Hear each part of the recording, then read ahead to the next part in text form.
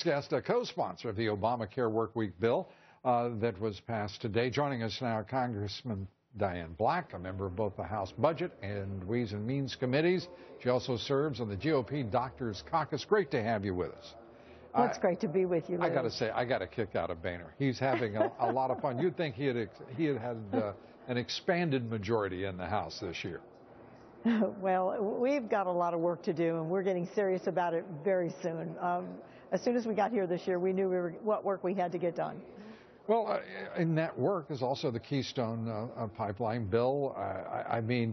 This president is threatening to, obviously Speaker Boehner was having a little fun with the president, poking fun at him, if you will. But the truth is, I don't see an area where there is any grounds, middle ground, where we could expect compromise between the two parties on major issues. What am I missing?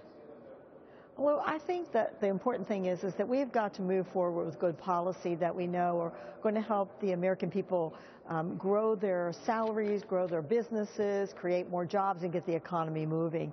And we have co-equal branches of government, and it is up to us to put the ideas forward and then force this president to make that decision and tell the American people, oh, by the way, I don't want to create 42,000 new jobs with signing the Keystone Pipeline.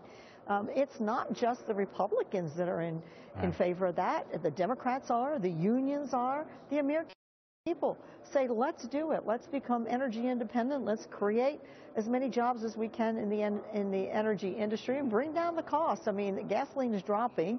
Obviously, it is a result of a number of things that are going on around the country, but around the world.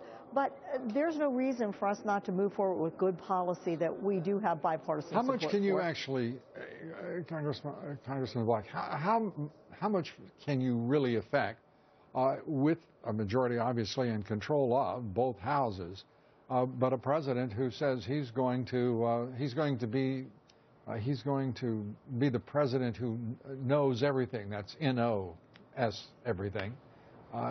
He's not going to be cooperative. He's made that clear. There's a six-year record of absolute obstinance and disinterest in anyone's ideas but his own. Well, that will be up to the president to make that decision and to then address the American people. Well, one thing that we have to remember is in the last 4 years, he has not had a person in the Senate to move forward the legislation that we send them. And so he really hasn't had to show his hand to the American people about the good ideas that come out of Congress. And so he's been kept from having to do that. And now we're going to force him to do that. We're going to force his hand and make him show the American people what he really is about. I guess you know, Lou, he's going to visit my home state of Tennessee tomorrow. And this is the third time in the span of a year that he's come to Tennessee. I say maybe he can learn something there. We balance our budget there. We have the lowest per capita tax rate in the entire country. Our governor works with our legislature there. I think those are things that I hope he'll learn while he is there in my great state of Tennessee, which I will not happen to be there tomorrow. I'll be here working. But I hope he'll learn something by that. Yeah, there are lots of ways we could end this conversation. I'm going to end it this way, if I may.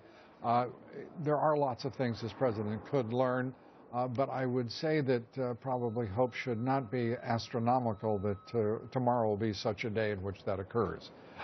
Great to see you. Thanks so much, Congresswoman Great to Diane see you, Black. Lou. I look forward to talking with you more this year. As do I you. Thanks so much. You're welcome.